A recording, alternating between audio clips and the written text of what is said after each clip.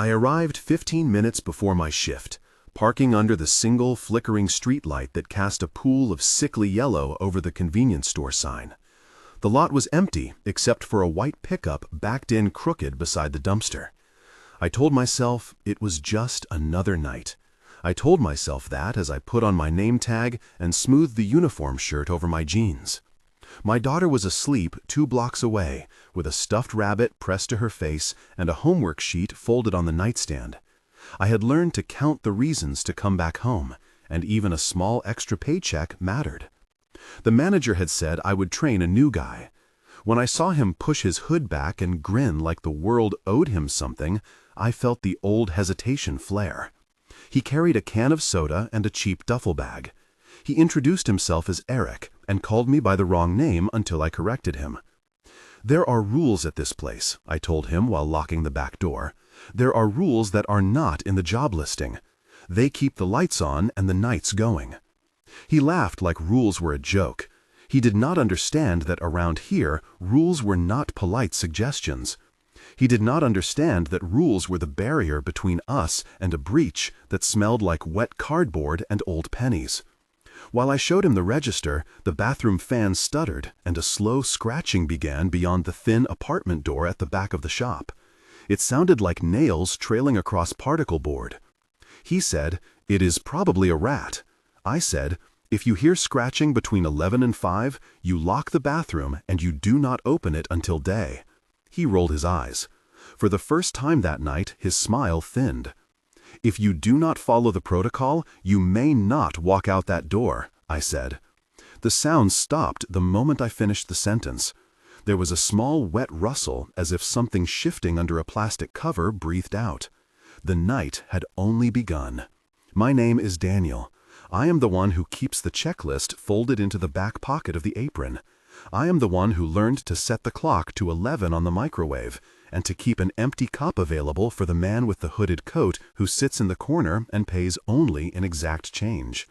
I will tell you everything because I need witnesses. There are rules here, and I followed them for years. They are more than rules. They are ritualized procedures that the company never publishes. They were told to me by the manager Miguel on my first week. They were repeated by Rosa when I trained her, and by Tony, the night guard, when he came in for coffee between patrols.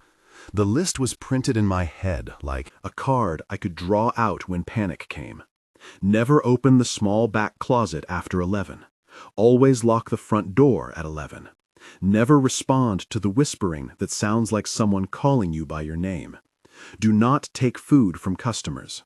Never let a customer linger in the bathroom after midnight. Do not, under any circumstance, follow a noise into the storage area. There are more, and I will repeat them because repetition is how you remember to survive. This is not superstition. This is procedure. Miguel trained me with a flat voice and the gravity of someone who had seen the margin of the world. He told the story like it was a policy meeting. He said, "It is not about belief. It is about pattern. The place where work ends and whatever is on the other side begins is a hairline. You keep that hairline neat." Miguel is a man in his late 40s with a stomach from too much coffee and a kindness that often came like an afterthought. He never explained William when William came in, only lowered his voice and said, "He pays the electric." Rosa is a cashier who likes to hum off-key and whose fingers always smell faintly of soap. Tony is security for the strip mall across the street and carries a uniformed posture out of habit. Leah was the new hire who believed she could change the rules to suit her confidence. Jenna is my sister, who lived 2 blocks away and babysat my daughter when I needed her. Officer Ramirez came to the scene later and carried a notepad like a talisman. There were customers with names that flickered and left as quickly as receipts. I will name them as they matter, because names prepare memory for loss. Backstory is not an indulgence. It has to live like a map so you can see how decisions were made. I grew up in a house with thin walls and a mother who worked the late shift at the bus station. She taught me that night work was a kind of religion. You learned the prayers, which were the things that kept the lights on. As a child, I would wait up with the radio until she came home, and then fall asleep to the sound of the door closing and the click of the lock. When my father left, there were lists on the fridge of what to pay and when. I learned to keep lists. I took night jobs through high school because the money helped. I learned to watch the door. I learned to not go into basements where people said the pipes sounded like crying. In my 20s, I went to trade school and studied electrical maintenance. The work taught me how small failures compounded into large ones, and how a loose wire could be the difference between light and dark. I lost a job when a storm tripped a breaker and the manager refused to cover the repair. I took a few odd jobs and eventually found this convenience store because Miguel had a way of hiring people no one else wanted. When my daughter was born, my priorities sharpened. I quit a job that required travel and I settled into night shifts. The store paid better than the cafe, and the hours matched the school schedule. I became the person who knows which time the glow of the display cases looks like a promise and which time it looks like a dare. The rules are how I promised to come home. William, the man we called guard, had the kind of calm that made people forget to ask questions. He wore a long coat that smelled faintly of moths and coffee. He did not ask for company, and he seemed to know the register code for the old till without ever being told. People in the neighborhood gave him different histories. Some said he was an ex-priest who lost his parish. Others said he was a retired electrician who liked coffee too much to move away. His backstory is as fogged as the smoke from the diner across the street, but there is a weight to what he knows.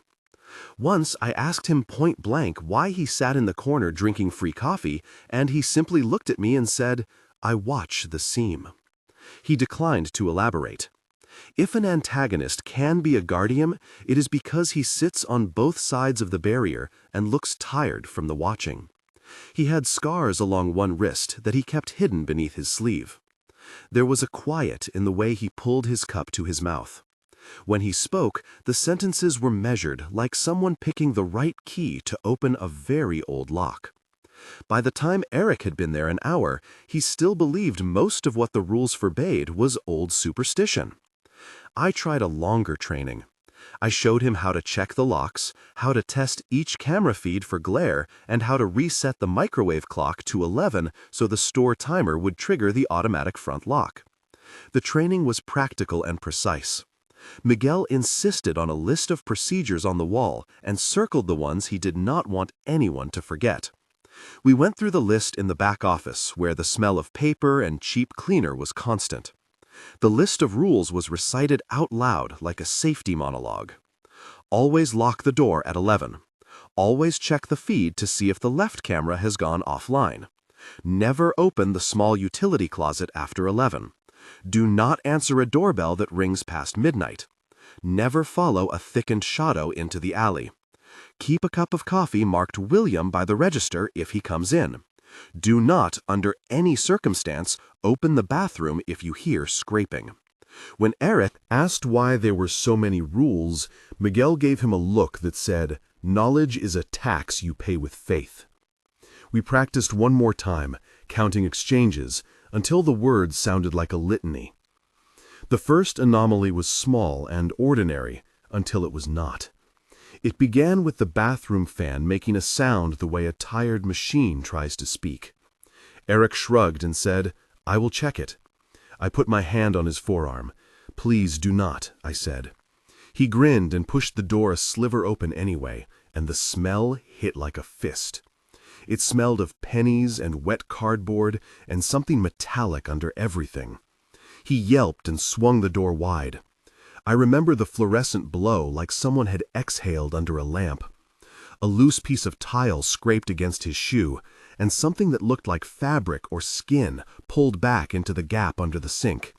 He slammed the door, and his face went pale. He said, "I am sorry." He said, "I did not think." I said, "There is a reason for the rule." The sound had been a whisper of movement, a scraping like nails on wood, a stutter of a voice that made the sentences sound like they were coming through a wall.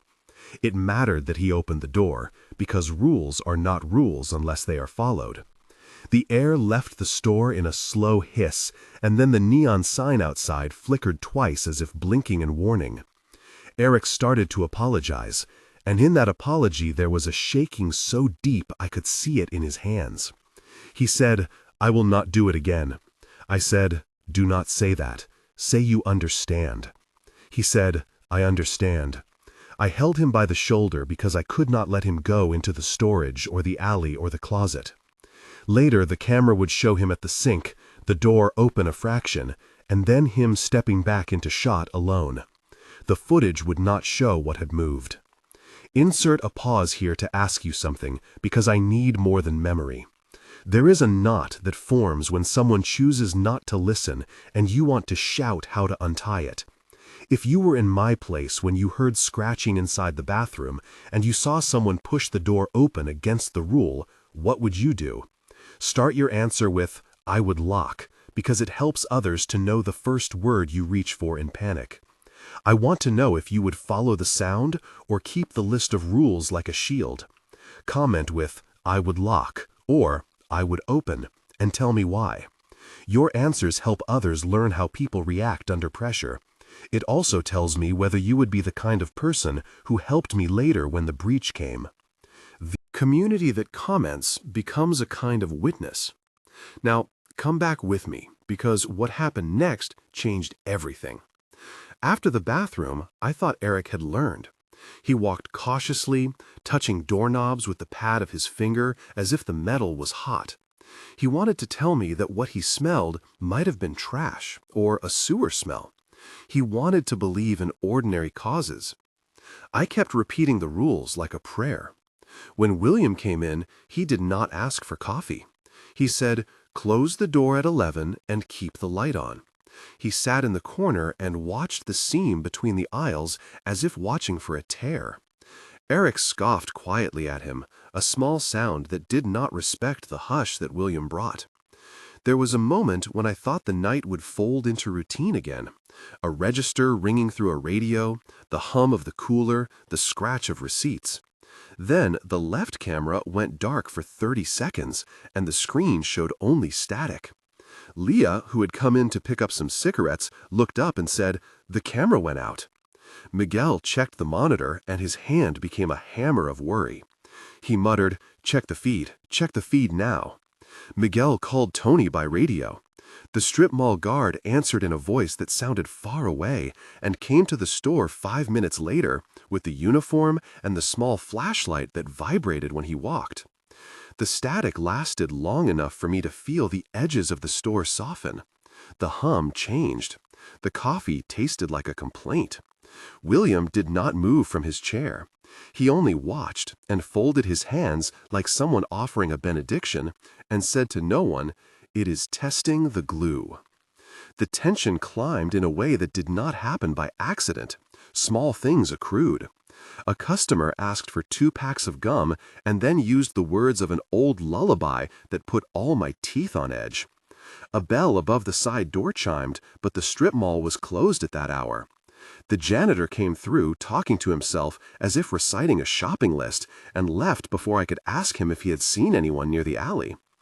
Eric began to argue with me about how the rules were superstition and how fear kept good employees from doing their jobs. He said, "You say the rules are for safety, but they make people paranoid." I said, "They are not for comfort. They are to keep the seam closed." He said, "The seam?" He rolled the word, and it sounded unwillingly intrigued. I said, "Call it what you want. I call it a breach. If you do not respect the protocol, the seam widens, and things come through." He laughed, and then the laughing went thin. It was a disagreement that sounded small in speech and enormous in possibility. In the back, my hands found the list of rules and smoothed them like a map to a safe place.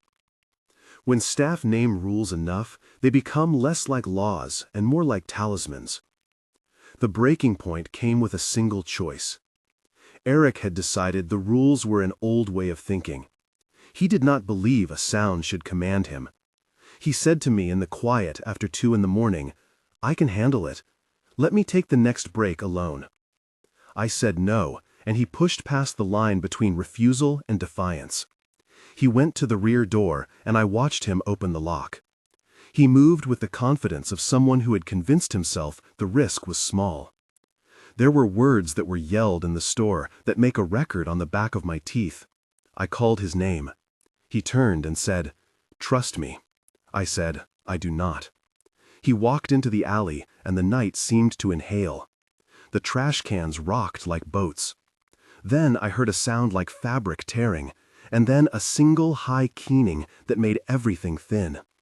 I ran to the back, and the alley was empty except for the broken clasp of his duffel.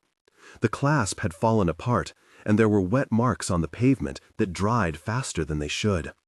I called out until my voice felt raw. The CCTV would later show Eric walking out, stepping beyond the frame, and then the feed picking up only a jittery strip of black. Miguel told me not to go outside. William told me not to call anyone in the dark. I did both anyway. I called Jenna. I called Officer Ramirez. The way the police handle a thing like this is clinical, and it helps to have their words recorded. The officer took statements with a cold professionalism that is almost a kindness. They dusted the backyard for prints, took a photograph of the clasp, bagged it with gloves, and labeled it as evidence. They logged the time and created a report. The forensic tech described the process of securing the scene, collecting CCTV, and preserving a chain of custody for any physical items. They measured footprints with tags and used chalk to mark the spot where the smear had been. The description of the bagging process was succinct and clinical. It took us an hour to get through the questions and another hour to watch the footage one more time. The report said that Eric left the frame and did not return. There were no signs of a struggle beyond the dropped clasp. The forensics note contained a line that read, "Unexplained absence beyond the field of vision." This sentence carried the weight of a new kind of vocabulary in the neighborhood. The camera footage was a hollowing experience. On the monitor, we watched Eric walk toward the alley, and then the frame washed out, like the lens had been painted black. For 5 seconds the screen was only black, and then, when it returned, there was only a faint smear on the pavement and the clasp of the bag where he had dropped it. The audio record did something stranger. For a moment, there was a slur of noise that might have been a voice and might have been a wind through a plastic bag. We slowed the playback, and the technicians drew lines. They said sometimes cameras pick up interference from a faulty power converter. They suggested technical failures. Miguel argued a failing camera made a gap, and a gap can swallow a person. William kept his hands around his cup and looked at the monitor as if reading a page of scripture. After the police left, they stapled a notice to the front door that said the property was under investigation. That night, I could not sleep. I kept replaying his last words like a recording stuck in a cheap player. The store felt like it had been drained. After they left the store, I assembled the team. We had to train someone else. That is one of the cruel ironies of night work. If someone is gone, you hire another to replace them, and you pass on the same rules like a liturgy you do not want to forget. I called Jenna, and she came in to sit with me while the manager reorganized shifts. Leah had been working afternoons, and she volunteered to cover nights. Her voice, when she said yes, was thin with adrenaline. I knew that someone who volunteers is someone who might wear courage like an untested glove. The training I gave was intensive and ritualized. We went through the checklist 3 times. We practiced the exchanges you are supposed to make if a customer pries open a door or shows up with a tale that sounds like a lure. Leah held the script in her hands and read it aloud until the syllables felt like rules locking into place. We rehearsed the order of actions for a breach. Step 1, check the cameras. Step 2, secure the front door. Step 3, call Tony and tell him to patrol the exterior. Step 4, ensure the bathroom is locked and empty. We repeated the phrase, "Do not engage with a sound." We walked through practical tests. I said, if you hear a voice say your name, call out, "Who is there?" Do not answer. She repeated, "Who is there?" We practiced counting aloud so exhaustion would not make us quiet. Miguel wrote a new note for the back room with the new rules, and circled the phrase, "Always check the left camera," because it fails when the box office behind the store overloads the circuit.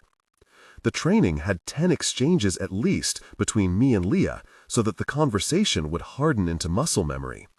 We did role plays where I pretended to be a customer who wanted to follow an on-person. Odd request. Leah hesitated and then stood firm. We practiced sensory descriptions until she could identify a smell with the same accuracy as an alarm. We smelled pennies, wet cardboard, cleaning solution, heated plastic, and the faint fluoride scent of the water filter. She could identify sound by texture. The training was exacting because sloppiness eats safety. We had 3 acute moments of tension that felt like the spine of the night. The first was the bathroom incident, which tested the rule and proved it was not empty superstition.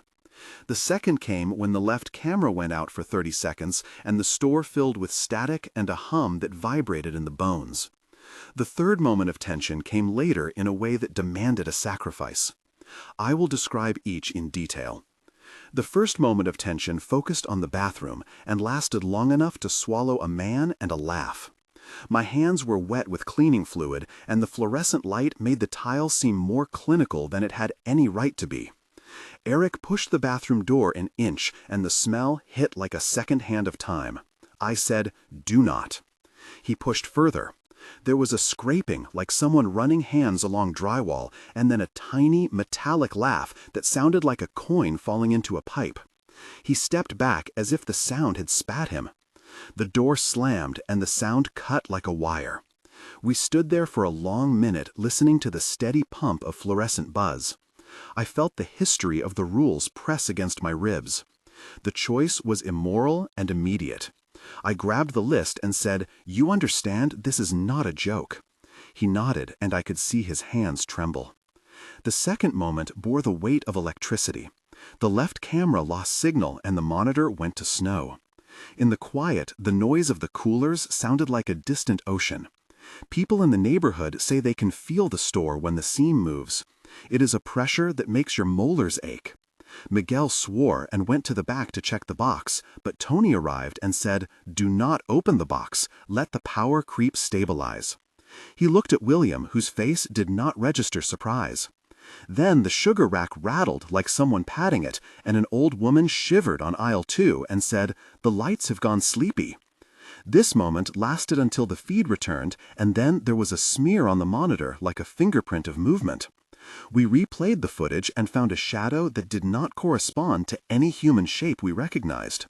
The shadow seemed to stretch and then slough off like wet fabric. The hairs on my arms lifted. The technicians called it an artifact. I called it a warning. The third moment was the one that took something from us. A man in a hoodie waited at the door at 3 in the morning and asked for directions to a motel that did not exist on the map. His voice had a cadence that snared your attention like a hook through a shirt. He said in a soft, almost coaxing tone, "Help me, find the room with the lights off." Leah stepped away from me to take a cigarette request, and the man smiled and said, "I think your rule is wrong." She answered with the practice line, "I am sorry, we do not have rooms." The man leaned against the jukebox, which had been unplugged for months but was humming softly. He asked, "Do you hear it?" I heard then what the jukebox made, like a low complaint.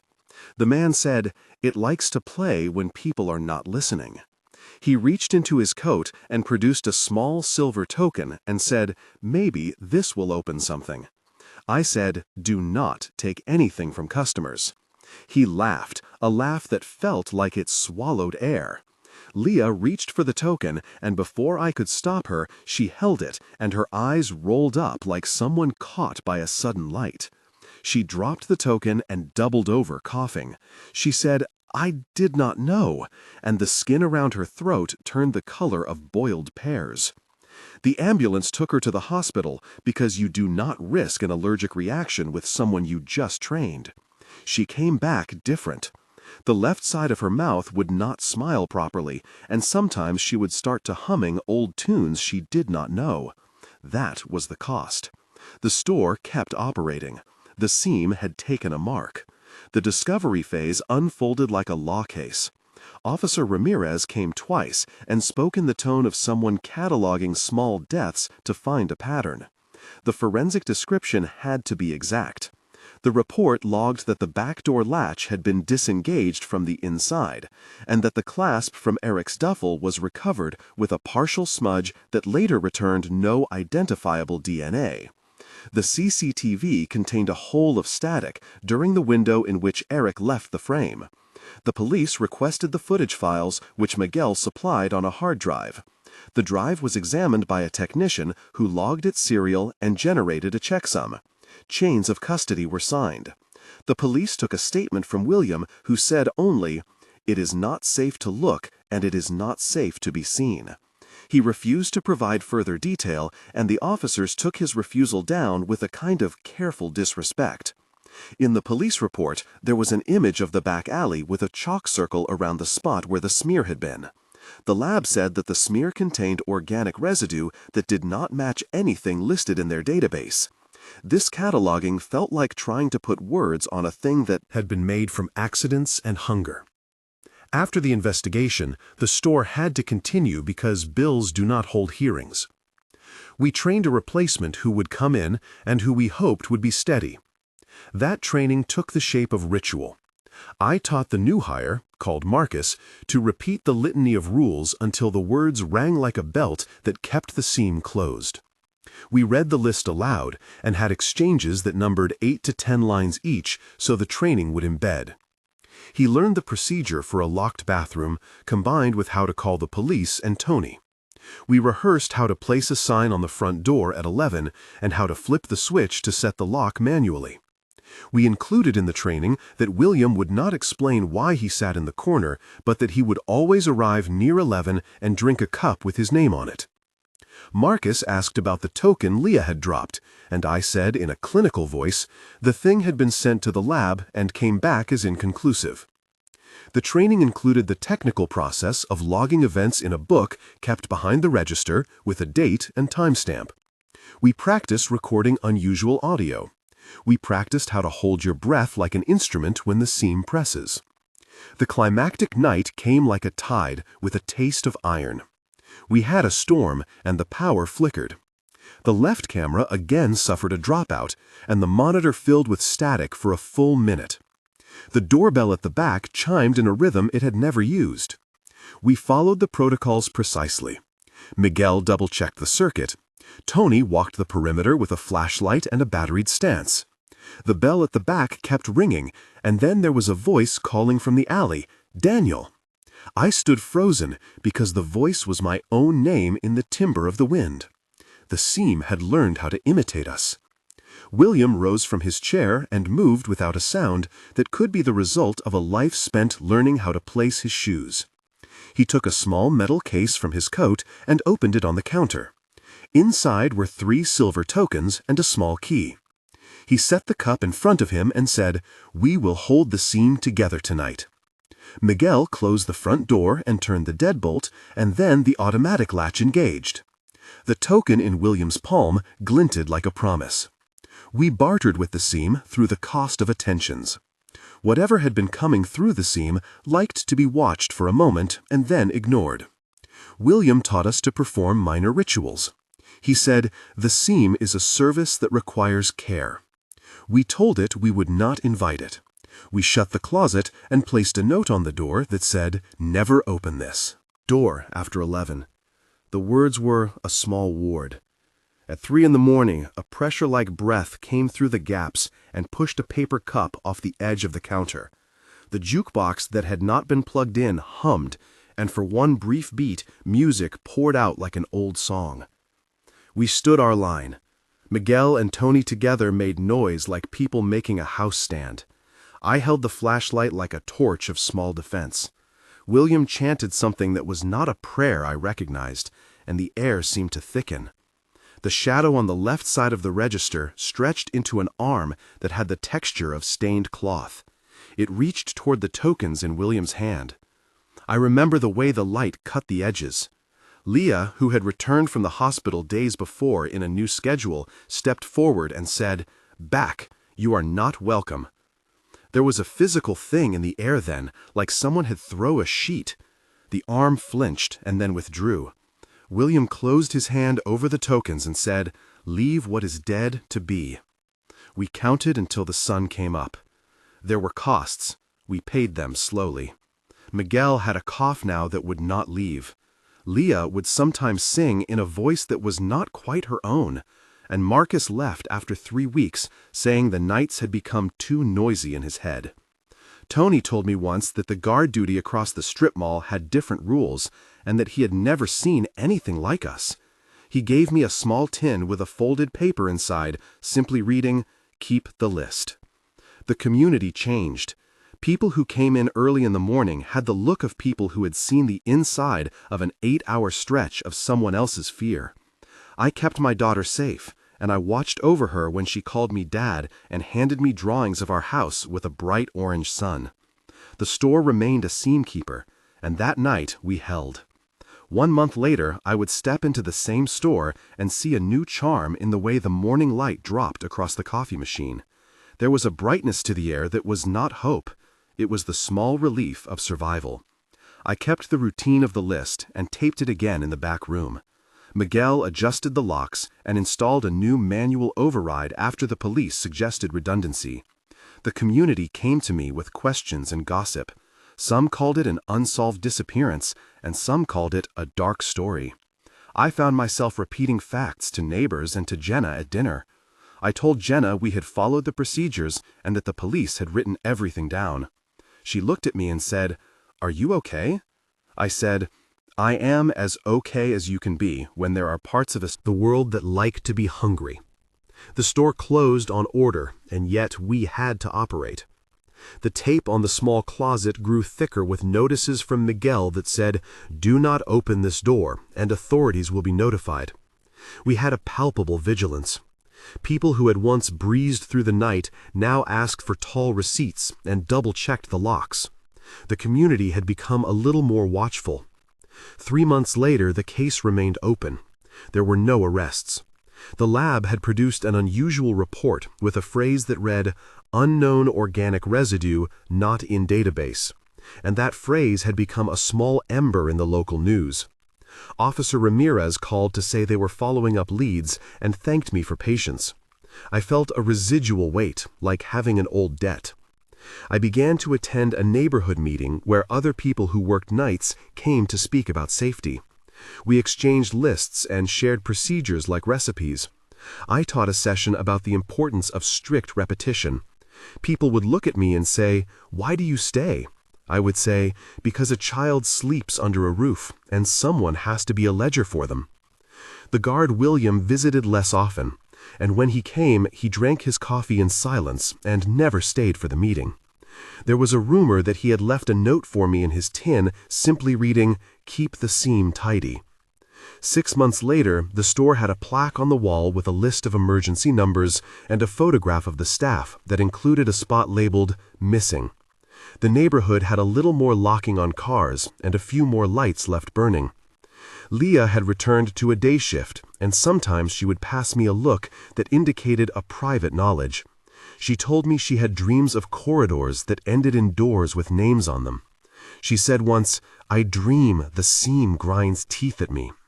I put my hand on her shoulder and said, "Do not go looking." William did not come anymore. Miguel retired a month after the incident and moved away to be closer to his brother. I took fewer shifts because my daughter had started soccer, and her laughter was better medicine than any coffee. Officer Ramirez would drop in from time to ask about the books and to check that the replacements were following procedure. The news article about the missing man was still on the local site, with a comment thread that argued over the truth. Some people wrote, "Stranger things."